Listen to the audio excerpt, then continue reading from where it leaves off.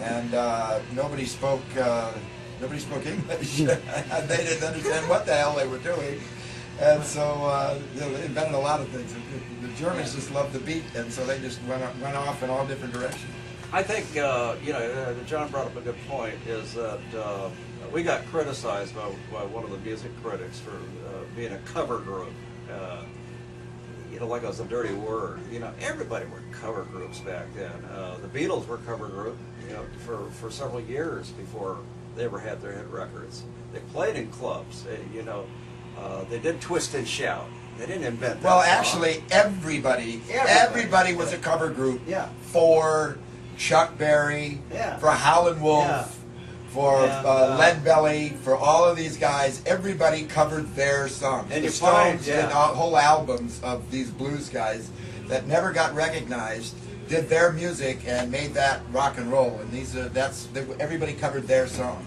You find that the really good groups, like U2, of course the Beatles, all of them played clubs for several years. The Sandells played nightclubs for 2.5 years, 3 years before our first hit record.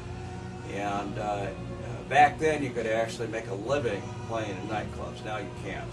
And that's the unfortunate thing about young groups today is they don't have the same opportunity we did back then. A lot of them have to be pretty much self-financed. They have to do a lot of these gigs for nothing in most cases, and there's kind of a showcase mentality, and so it's really difficult for some of these kids. And back then, we made a pretty good living before, and so did the Beatles. Like you said, they played in Germany, they played, in the Cavern in London and all over, and I really think, because of that, we really had a chance to be cohesive as a group, whereas the young kids, this one group, the Vaccines, now they do a cover version of the Sandells, Sometimes Good Guys Don't Wear White, and I find it quite interesting because they announced that now we'd like to do the Sandells version of the Sandells, Sometimes Good Guys Don't Wear White. But we prefer the Minor Threats version, which is a cover. So they're doing a cover of a cover, you see. The difference is there wasn't that many groups in those days. When the Beatles had a hit, if we did it or somebody else did it, there was only 10 guys doing it. Now, when somebody's got a hit and they're covering it, there's 100, 2,000 bands and everybody's doing it. And so there's just millions of groups. This group, they've only been together for like less than a year. And already they're doing these big tours and filling big concert halls.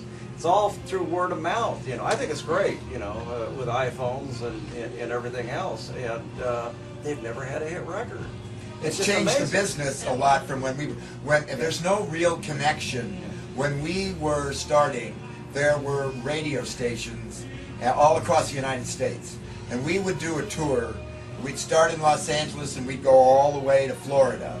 And every time we'd hit through a different state and go to a different city. KOMO, Oklahoma City, we'd hear Chicago, we'd hear Florida, St. Petersburg, all these, you'd hear the records and they'd be playing your record.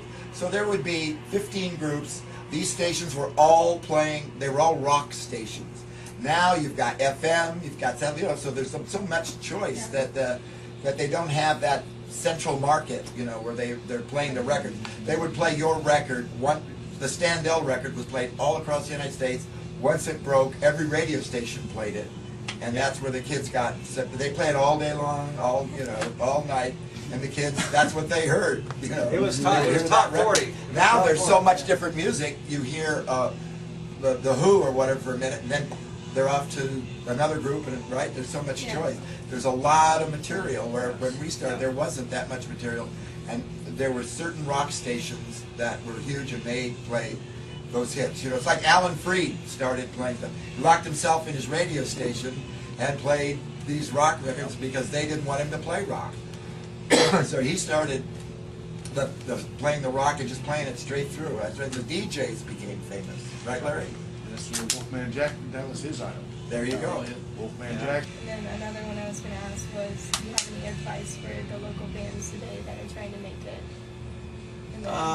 Well, I think I think we covered a bit of that. It's really tough. Yeah. Yeah. You know, for local bands, but I really think that they, you know, have to stick with who they are, you know, and try to come up with something that's new and fresh. There are a lot of, you know, if they can find some kind of financing, there are a lot of places, a lot of venues that will at least allow them for a few bucks to come up and perform. And the secret is to be seen and to record. And now with recording equipment like it is, it's so easy to get. You can record in your home. Whereas back when we did it, you know, you had to really go to a professional studio in most cases to do that. But nowadays, you know, with Pro Tools and all of the other stuff that's out there, anybody can do an album in their home.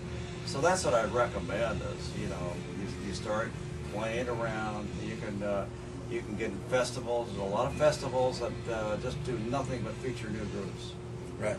Another thing that's really important Yeah. is to cultivate a really tight connection with your fans. I think there's a lot of groups that make the mistake of treating their fans like it's a one-way street. Once they get a sound, a group should really develop their sound, like Larry did with the Sandells, and they stayed in one genre, one vein, and they kept their fans happy with that, with their music, with that music. A lot of groups give up early, give up too quick, don't you think, Larry? And they don't stick with it, you know, and if it doesn't work, they go to another song and another tune, and first thing you know, they've got such a mix that they don't have an identity, I think, don't you, Larry? Yeah, like I said, they have to be true to who they are and you know, true to themselves. But I think that I had a train of thought here that I lost. But you find a lot of these groups exactly that they hardly even know each other. You know, get to know each other, be friends. You know, we're all good friends with each other, and because that's kind of where you start at. You know, and that's how you get creative. You feed off of each other. Now, Larry and I, speaking about that, we've been like 45 years. That's a long time to know each for our other. group. Any of these kids that start their little band and say, "How would you like to be together for 45 years?" That's I'm married. I'm married. That's a good chunk of time. It is like a When's the marriage, 50th anniversary? Yeah, that's it. But it's amazing when you see the Stones. You see some of these. They had the Rock and Roll Hall of Fame show. And it was just amazing to see, you know, Bruce Springsteen and the U2, and they had the Stones, and they had, I mean, everybody was there. And they brought out Sam's dad, they brought out Dave, and he's like 80 years old, you know. And he kind of stumbled when he walked out of the stage, and Bruce Springsteen said, you know, don't worry about it, there's not anybody up here under 50 years old.